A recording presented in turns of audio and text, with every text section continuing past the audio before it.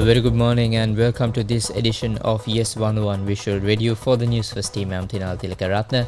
Let's begin with a look at your headlines. News First headline. Railway operations returning to normalcy. Executive grade officers of university non-academic staff call off the strike. IMF says Sri Lanka's economic future hinges on tax fairness. And in news overseas, Israeli army failed in mission to protect kibbutz from Hamas attack. And in sports, it's cricket, India to tour Sri Lanka for 3 ODIs and 3 T20 internationals in July-August.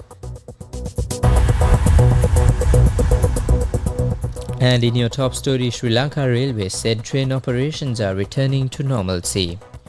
The Railway Control Room said many long-distance trains have resumed operations. Railway services resumed after the strike launched by station masters and controllers was called off at midnight on Thursday.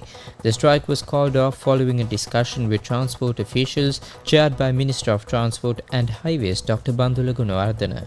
State Minister Lasan Alagiyavanna also attended the discussion, which was mediated by former Speaker Karu Jayasuriya.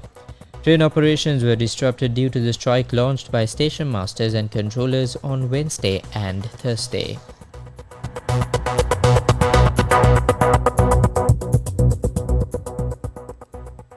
The executive grade officers of the university non-academic staff have called off the trade union action. President of Association WMW1 Inayaka said that the strike action was called off based on an agreement signed with the chairman of the University Grants Commission. Accordingly, they will report to work from Monday. The Ministry of Finance has once again informed that allowances for non-academic staff cannot be increased at this time. Vice Chairman of the University Grants Commission, Professor Chandanodatta, says it was convened in writing on Thursday by the Ministry of Finance in response to a letter directed by the UGC. The Finance Ministry further said that the issue can be resolved through the committee appointed by the President to resolve salary discrepancies of government employees. Professor Duatta said that all Vice Chancellors and trade union leaders were also informed in writing regarding the Finance Ministry decision. In the same letter, the UGC Chairman, Senior Professor Sampath Amaratunga, requested the striking trade unions to report to work immediately, adding that the issues can be resolved thereafter.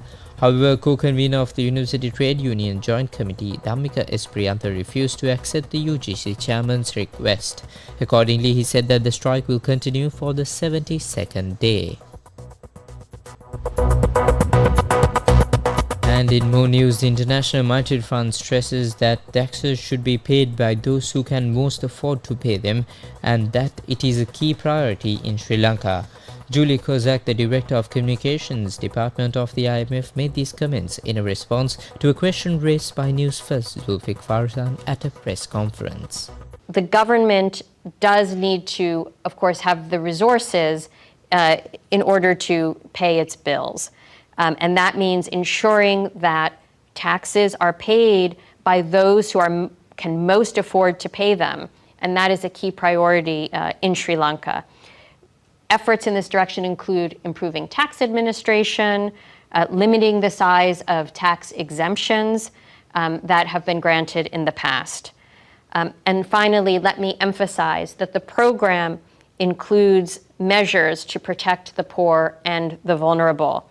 It has a strong focus on anti-corruption and good governance to mitigate the impact of the reforms on vulnerable segments of society, and also to ensure that the hard-won gains from the reform efforts ultimately benefit all of the people of Sri Lanka. International news.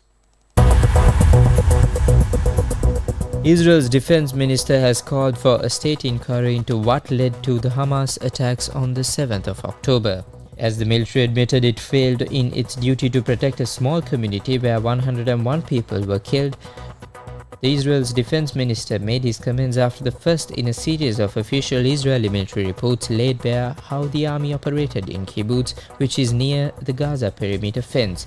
More residents died in the kibbutz than any other Israeli community on the 7th of October after gunmen crossed from Gaza and rampaged through their homes. Sports news. And finally, in your sports news, India will tour Sri Lanka for the Women's T20 internationals and many ODIs in late July and early August. The series will start off with back-to-back T20 internationals on the 26th and 27th, while ODIs start on the 1st of August with a 2-day gap between each match. The Pallekele International Cricket Stadium will play host to the T20 internationals, after which the R. Premadasa Stadium in Colombo will host the ODIs. And that's all the news we got for you on this edition of Yes11 Visual Radio. Thank you for watching.